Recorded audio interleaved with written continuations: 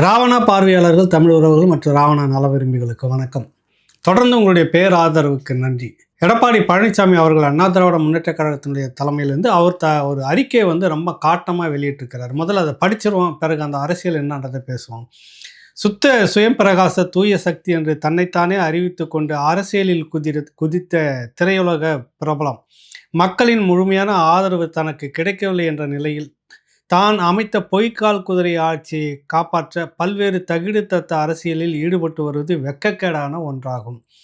தமிழக அரசியல் வரலாற்றிலேயே இல்லாத வகையிலான மோசமான ஒரு குதிரை பேர அரசியலை நடத்தி தான் அமைத்த மைனாரிட்டி ஆட்சியை காப்பாற்றிக் கொள்ள முனைவது கண்டு தமிழக மக்கள் எள்ளி நகையாடுகின்றனர்.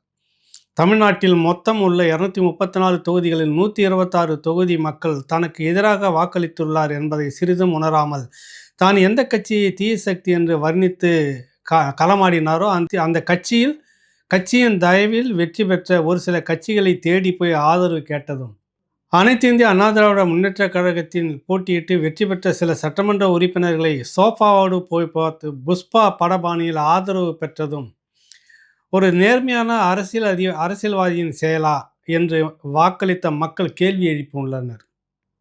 அனைத்து இந்திய அண்ணா திராவிட முன்னேற்ற கழகத்தின் விசுவாசம் கொண்டுள்ள உண்மை தொண்டர்களின் கடுமையான உழைப்பால் தியாகத்தால் வெற்றி பெற்ற 3 சட்டமன்ற உறுப்பினர்களிடமிருந்து கோட்டையின் கீழ்த்தளத்தில் உள்ள சபாநாயகர் அறையில் ராஜினாமா கடிதம் வாங்குவதும், அடுத்த 10 நிமிடத்தில் முதல் மாடியில் உள்ள தாவேக அமைச்சர் ஒருவரின் அறையில் அவருடைய கைகளில் கட்சி உறுப்பினர் அட்டை வாங்குவதும் முன்கூட்டியே திட்டமிடப்பட்ட ஓரங்க சதி நாடகத்தை, குதிரை பேரத்தை அம்பலப்படுத்தி உள்ளது. தற்போதைய தாவேக அரசின் இன்றைய தகிடுத்தத்த வேலைகளை சந்திப்பது தமிழக அரசியல் புதிதான அணுகுமுறையாகும். எத்தனையோ துரோக செயல்களையும் முதுகில் குத்திய நிகழ்வுகளையும் தாங்கித்தான் மக்கள் பணியாற்றி வருகிறது அனைத்து இந்திய அண்ணா திராவிட முன்னேற்ற கழகம் என்ற மாபெரும் பேரு இயக்கம். இந்த அரசுக்கு முட்டு கொடுக்கக்கூடிய சட்டமன்ற உறுப்பினர்களாக இருந்தாலும், தற்போது ராஜினாமா செய்துள்ளதாக இருந்தாலும், திரை பிரபலத்தின் சின்னத்திற்கு எதிராக மக்கள் வாக்களித்து தான் வெற்றி பெற்றுள்ளார்கள் என்பதை மறந்துவிடக்கூடாது. இது போன்ற துரோக செயல்களால் அனைத்திந்திய அண்ணா திராவிட முன்னேற்ற கழகத்தை அசைத்து பார்க்கலாம், வீழ்த்தி பார்க்கலாம், அந்த இடத்திற்கு தாம் வந்துவிடலாம் என்று யாராவது நினைத்தால் அது பகல் கனவாகவே முடியும். ஆட்சிகள் மாறினாலும் காட்சிகள் மாறவில்லை என்பது போல, பழைய மொந்தையில் புதிய கல் என்பது போல அடுத்தவரின் முதுகில் ஏறி பயணம் செய்வதில்தான் தங்களின் வாழ்வு இருக்கிறது என்று செயல்படும் புதிய கரகாட்ட கோஷ்டிக்கு தமிழக மக்கள் விரைவில் தக்க பாடம் புகட்டுவார்கள். எடப்பாடி பழனிசாமி, கழக பொதுச் செயலர், தமிழ்நாடு முன்னாள் முதலமைச்சர் அப்படின்னு போட்டிருக்கிறாங்க. இதில் என்ன அரசியல் இருக்குது அப்படின்றது தான் முக்கியமாக பார்த்துணும். அடித்து ஆடு இந்த ராஜதந்திரம் அப்படின்னு சொல்லுவாங்களே, ரெண்டுமே கையில் எடுத்திருக்கு தாவேக விஜய் தரப்பு ஆதவ் ரெட்டி. என்னென்னா, மொத்தம் இருக்கிறதுல அவர் எடப்பாடி ஏற்கனவே சொல்லியிருந்தார் பழனிசாமி அவர்கள், 126 தொகுதி புறக்கணித்தது மட்டும், அது மட்டும் இல்லாமல் மீதி இருக்கிற தொகுதியில் ரொம்ப முன்ன பின்ன தான் வெற்றி தோல்வியை சந்திச்சிருக்கு தாவேக.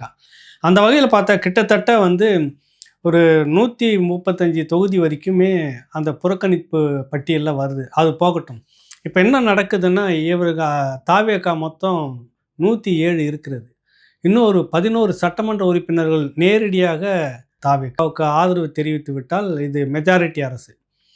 விடுதலை சிறுத்தைகள், காங்கிரஸ், கம்யூனிஸ்டுகள் வெளியிலிருந்து ஆதரவு, அப்புறம் இந்திய யூனியன் முஸ்லீம் லீக்கு, இவர்களெல்லாம் ஆதரவு.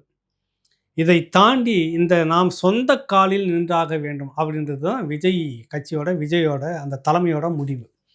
அப்போ அடித்து தூக்குன்னு சொல்லுவாங்கள்ல, ஆளை அடித்து தூக்குறதுன்னு, அதை தான் குதிரை பேரம் ரொம்ப மோசமான ஒரு கலாச்சாரத்தை தமிழ்நாடு அரசியல் வரலாற்று முதலாக இப்போ தான் இது பார்க்குது அப்படின்னு. என்னென்னா, அதிமுகலேருந்து ஏற்கனவே ஒரு டீம் வேலுமணி தலைமையில் பிரிச்சிருந்தாங்க. அதில் இருந்து போனது பார்த்திங்கன்னா, இவருக்கு மெஜாரிட்டியாக இருந்தது எடப்பாடி பழனிசாமிக்கு, வேலுமணிக்கு அதே மாதிரி கொஞ்சம் கம்மியாக இருந்தது. இப்போ வேலுமணியோட ஸ்ட்ரென்த் எவ்வளோ வந்திருக்குன்னா 17 தான் இருக்குது. எடப்பாடி பழனிசாமி இது 27ஆக மாறி இருக்குது. அதிமுகவில் 2 அணி, ஒரு அணி பிரிஞ்சு போய் அதிமுக பிரிஞ்சு போய் தாவேகாவுக்கு ஆதரவு அப்படின்னு நின்றுட்டு இருந்தது. அதுக்கு முன்னாடி அவங்களுடைய வீட்டுக்கு சோஃபா செட்டு போனதா நம்ம சொல்லலை, எடப்பாடி பழனிசாமியே சொல்கிறாரு. அது என்னத்துக்கு அந்த செட்டு அங்கே போச்சு வீட்டுக்கு அப்படின்றது தான் அரசியல். இப்போ குதிரை பேரம் நடத்தப்படுகிறதா, பேசப்படுகிறதா அப்படின்னு சொல்லிட்டு ஒரு பெரிய சர்ச்சை ஓடிக்கிட்டு இருந்தது. இப்போ இந்த போன வேலுமணி, சி.வி. சண்முகம் அதிமுக அவங்க தரப்பில் போனவங்க கிட்டேருந்து அந்த சட்டமன்ற உறுப்பினர் பதவி நிலைக்குமா அப்படின்னா, ஒரு காலகட்டத்துக்கு பிறகு நீதிமன்ற வழக்கு அதில் வந்து எப்படி பார்த்தாலும் இது செல்லுபடி ஆகாதுன்னு தீர்ப்பு வரும்னு அச்சப்பட்டு என்னவோ தெரியல. கொஞ்சம் பேர் இப்போ திரும்பி வந்து ஒரு 5 சட்டமன்ற உறுப்பினர்கள் எடப்பாடி பழனிசாமி அவர்கள்ட்ட போய் சேர்ந்திருக்கிறாங்க. மீதி இருக்கிறதுல கொஞ்சம் பேர் என்ன ஆகும் அப்படின்னு தெரிஞ்சுட்டு இருக்கும்போது 3 பேர் ராஜினாமா செய்கிறார்கள். அவர்கள் வந்துட்டு மதுராந்தகம், தாராபுரம், பெருந்துறை அந்த சட்டமன்ற உறுப்பினர்களாக இருக்கக்கூடிய மர மரகதம் குமரவேலு, அதுக்கடுத்து வந்து சத்யபாமா, ஜெயக்குமார் இவங்க வந்து 3 பேரும் அதிமுக வந்து ராஜினாமா செய்கிறாங்க. ராஜினாமா செய்துட்டு தாவேக்காவில் வந்து ஆதவ அர்ஜுனாட்ட போய் உறுப்பினர் கார்டு வாங்குறாங்க. அதை தான் எடப்பாடி பழனிசாமி அவர்கள் சபாநாயகரை பார்த்து சபாநாயகர் பிரபாகரன் அவர்களை பார்த்துட்டு ஜேசிடி பிரபாகரன் அவரை பார்த்து ராஜினாமா சட்டமன்ற உறுப்பினர்கள் ராஜினாமா செய்துட்டு தாவேக்கு உறுப்பினர் அட்டை வாங்குறாங்க. இப்போ இந்த போல் இப்போ வந்து கிட்டத்தட்ட ஆயிடுச்சு 3 பேர் இந்த பக்கம் வந்திருக்காங்க. அந்த 3 பேரையும் அந்த தொகுதியில் இடைத்தேர்தல் வரும். இடைத்தேர்தல் வந்தோடனே வெற்றி பெற வைத்து விட்டால் தாவேக்கா எப்படியும் அதிகாரத்துக்கு வந்துச்சுன்னா இது ஜெயிச்ச கட்சி, இதை வந்து நம்ம விட்டுறக்கூடாது, இதுக்கு போட்டால் தான் உருப்படியாக இருக்கணும் ஒரு பிரச்சாரத்தை செய்து அந்த 3 பேரும் திரும்பவும் வெற்றி பெற வச்சு விட்டால் இது கிட்டத்தட்ட மெஜாரிட்டியை நோக்கி நகரும். கூட இது மட்டும் இல்லாமல் இன்னும் ஒரு இப்போ வந்து 3 பேர் வந்திருக்கிறாங்க. இன்னும் ஒரு எப்படி பார்த்தாலும் ஒரு 8 பேர் தேவைப்படுது. 11 சட்டமன்ற உறுப்பினர்கள் இந்த பக்கம் ராஜினாமா செய்துட்டு வந்துட்டாங்கன்னா அது அதிமுகவோ அல்லது திமுகவோ. அதிமுகவிலேருந்து இன்னும் கொஞ்சம் பேர் ராஜினாமா செய்யப்படலாம். அது வந்து எஸ்பி வேலுமணிக்கிட்ட இருக்கிற டீமாகவே இருக்கலாம். ராஜினாமா செய்துட்டாங்கன்னா இல்லை வேறு கட்சியிலேருந்து கூட ராஜினாமா செய்துட்டாங்கன்னா உங்களுக்கு திரும்பவும் நீங்கள் தாவேக்காவில் இணையணும், தாவேக்காவில் இணைஞ்சிட்டா ஜெயிக்க வைக்கிறது எங்கள் பொறுப்பு அப்படின்னு ஒரு மறைமுக பேரம் நடத்தப்படுவதாக. அது தவிர வேறு சோஃபா செட்டு, முன்னாடிலாம் ஸ்வீட் பாக்ஸ்ன்னு சொல்லுவாங்க, இப்போ சோஃபா செட்டு அரசியல் வந்து தொடங்கி இருக்கிறது முதலாக. திருமங்கலம் ஃபார்முலா அப்படின்னு கருணாநிதி பெருமையாக திமுக வட்டாரம் சொல்லிக்கும். திருமங்கலம் ஃபார்முலானா அந்த எலெக்ஷனுக்கு தேர்தலுக்கு பணம் கொடுக்குற அந்த விவகாரம் அது இதுனாக்கா அந்த மொய் எழுதுகிற மாதிரி நிறைய வித்தைகள்லாம் பண்ணி அழகிரி வந்து அப்போ திமுக தென் மாவட்டங்களை ஜெயிக்க வச்சதில் அது திருமங்கலம் ஃபார்முலா அழகிரி கொண்டு வந்ததுன்னு ஒரு பெருமையாக வேறு பேத்திப்பாங்க அதை. அதே போல் இப்போ இந்த சோஃபா செட்டு ஃபார்முலான்னு ஒன்று ஆதவ அர்ஜுன் வந்து கொண்டு வந்திருக்கிறதாக பேசப்படுது. அந்த அடிப்படையில் தான் ரொம்ப தரங்கட்டு போய் ஒரு அரசியலை செய்யுது தாவேக்கா. தன்னை வந்து எந்த கட்சி வந்து எந்த மக்கள் வாக்கு செலுத்தி அதிமுக வேட்பாளராகத்தான் நீங்கள் இருக்கணும், நீங்கள் வந்தால் சரியாக இருக்கணும் முடிவு எடுத்தாங்களா அந்த 3 தொகுதி மக்கள் அதிமுகவில் நின்று அந்த மக்கள் விருப்பம் அதுதான் அதிமுக ஜெயிக்க வச்சுருக்காங்க. ஆனால் நீங்கள் ரிசைன் பண்ணிவிட்டு போய் திரும்பவும் தாவேக்கால உறுப்பினர் அட்டை வாங்குறதுன்றது ஒரு கேவலமான அரசியல். அது நாடகம் ஆடுது. தாவேக்கா திட்டமிட்டு ஒரு பக்கம் குதிரை பேர அரசியலை வந்து மறைமுகமாகவும் நேரடியாகவும் நடத்திக்கிட்டு இருக்குன்னு நேரடி குற்றச்சாட்டு. இது ஒரு தரங்கட்ட செயல். இது இப்படிலாம் பண்ணக்கூடாது. இது முதுகில் குத்துறதை பற்றிலாம் அவர் பேசியிருக்கிறார். அது நிறைய அதிமுகலாம் அவர் சந்திச்சுட்டு இருக்கிறார். அது வேறு விஷயம். அதுக்கு காரணமாக அவர்கிட்டையும் சில குறைபாடுகள் இருக்குன்னு விலகி போனவங்க ஒரு பெரிய பிரச்சாரத்தை வந்து பண்ணிட்டு இருக்கிறாங்க. அது உண்மையாக பொய்யான்னு 2 பக்கத்துலேயும் எடுத்து பார்க்கணும். அது இருக்கட்டும். ஆனால் இங்கே என்னென்னப்பா பணத்தால் எதுவும் செய்து விட முடியும். ஏற்கனவே லாட்ரி குடும்பம் தான் அதிகாரத்தை கையில் எடுத்திருக்கு அப்படின்னு சொல்லுவாங்க. மருமகன் இந்த தாவேக்காவில் இருந்துக்கிட்டு அதிமுகலேருந்து ஒரு டீம் பிரிஞ்சு வர்றதுக்கு மாமியார் மறைமுகமாக உதவி செய்துக்கிட்டு, ஏன்னா அவங்க அதிமுகவில் இருக்கிறாங்க. அப்போ எடப்பாடியை வந்து டம்மி செய்துட்டு தான் பக்கம் நிறைய ஆட்களை கொண்டுட்டு வந்துடலாம் அப்படின்றது ஒன்றா இருக்கலாம். அல்லது அதிமுகவில் வந்து இன்னும் குறிப்பிட்ட கொஞ்சம் பேரை வந்து ராஜினாமா செய்ய வச்சுட்டு தாவேக்க பக்கம் கொண்டு வந்துட்டாவே முடிஞ்சு போச்சு. இன்னும் ஒரு 8 பேர் அல்லது 10 பேர் இருந்தாலும் இன்னும் மெஜாரிட்டியாக இருக்கலாம். ரிசைன் பண்ணிட்டு வர்றதுக்கு வாய்ப்பு இருப்பதாக தெரிய வருது. அதான் அங்கே அரசியல் பேரம் நடக்கிறதா நமக்கு தகவல். இதுதான் வந்து இப்போ அவர் எடப்பாடியை கோபப்படுத்தியிருக்கிறது காரணம். திமுக அது எப்படி பார்க்குது அப்படின்னா, இந்த போக்கு வந்து சரியானதாக இல்லையே. விஜய், தாவேக்கா, இந்த ஆதவ அர்ஜுன், இந்த டீம் இவங்கெல்லாம் சேர்ந்து செய்யுது.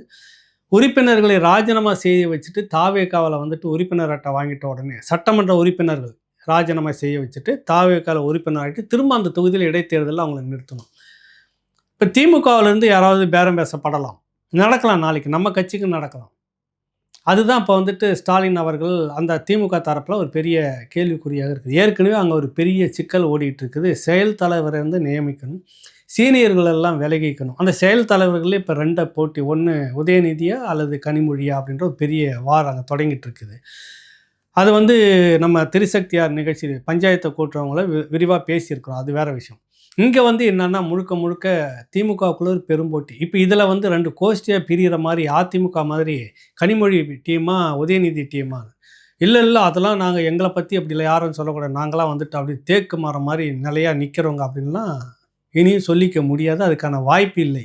ஏதோ ஒரு சக்தி வந்து உள்ள பேரத்தில் வந்து இறங்கி இருக்கிறது. அது திமுகவிலையும் நாளைக்கு நடக்கலாம். கொஞ்சம் பேர் ரிசைன் பண்ணலாம். தாவேக்கால இணைஞ்சிட்டு அந்த தொகுதியில் இடைத்தேர்தல் வரும். இடைத்தேர்தல் நிற்கிறப்ப ஜெயிக்கிறதுக்கு வாய்ப்பு இருக்குது. ஏன்னா இப்போ கிட்டத்தட்ட வந்தாச்சு. முதலமைச்சராக உட்காந்துட்ட உடனே எப்போவுமே இடைத்தேர்தல் அப்படின்னாவே ஆளுங்கட்சி என்னவோ அந்த ஆளுங்கட்சி தான் அதிகாரத்தை பிடிக்கும். அடித்து பிடிச்சி எடுத்து கொண்டு வந்துடுவாங்க.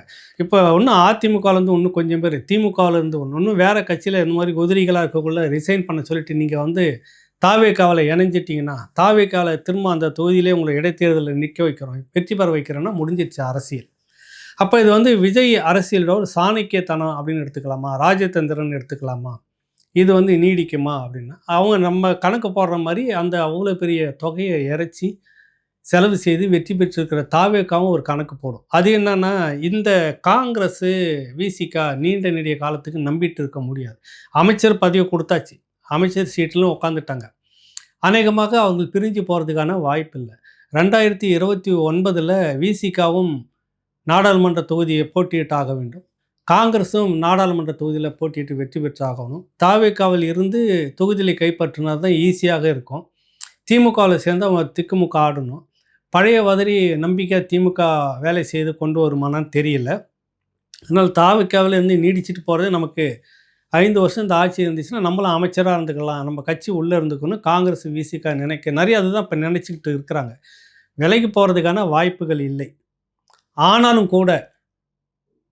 கூட ஒரு வேளை ஏதாவது ஒரு சிக்கல் வந்து நாங்கள் ஆதரவு வாபஸ் வாங்க, எங்களுடைய ஆதரவு திரும்ப பெற்றுக்கொள்கிறோம் அப்படின்னு இவர்களோ கம்யூனிஸ்ட்டுகளோ இந்திய யூனியன் முஸ்லீம் லீக் கட்சியோ நாளைக்கு அறிவிச்சிட்டாங்கன்னா நமக்கு தொங்கல் நிலை தான் வரும். அதை தான் நம்ம ராவணாவில் சொல்லிட்டு இருந்தோம். தொங்கு சட்டமன்றம் என்றைக்காக இருந்தாலும் அது ஊசலாடிக்கிட்டு இருக்கிற மாதிரி இருக்கும். கிட்டத்தட்ட ஒரு ஆண்டுக்குள்ளே ஒரு தடுமாற்றம் வந்துட்டு இழுபறியில் வரும். யாருன்னா நாங்கள் வந்து எங்களுடைய ஆதரவை திரும்ப பெற்றுக்கொள்கிறோம்னு சொல்லுவாங்க.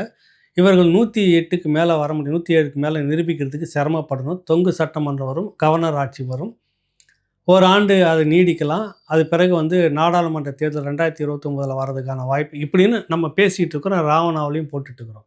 ஆனால் இங்கே என்ன கணக்கு இருக்குது அப்படின்னா, பண அதிகாரம்னு ஒன்று இருக்குதுல்ல. இந்த பணத்தை வச்சுட்டு எங்களுக்கு தேவை இன்னும் 11 சட்டமன்ற உறுப்பினர்கள் தான். நிரந்தரமாக இவங்க ராஜினாமா எந்த கட்சியில் வந்து ராஜினாமா செய்துட்டு வந்துட்டாங்கன்னாக்கா இடைத்தேர்தல் வந்தாகணும். எப்படி இருந்தாலும் இடைத்தேர்தலில் ஒரு 6 மாதத்தில் அறிவிச்சாங்க. ஏன்னா இங்கே வந்து அரசு நடந்துக்கிட்டே இருக்குது.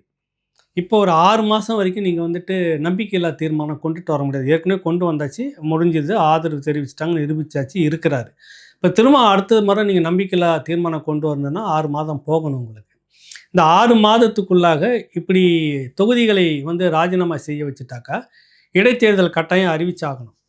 அப்போ அறிவிச்சாகிறப்ப அந்த இடைத்தேர்தலில் நின்று வெற்றி பெற்று வந்த பிற்பாடு திரும்ப நீங்கள் வந்து அது ஒரு வாய்ப்பு, 2வது வாய்ப்பு, அதிக பெரும்பான்மை இவங்க வந்துட்டாங்கன்னா தாவேக்கா அதை நிரூபிக்க வேண்டிய அவசியம் இல்லை.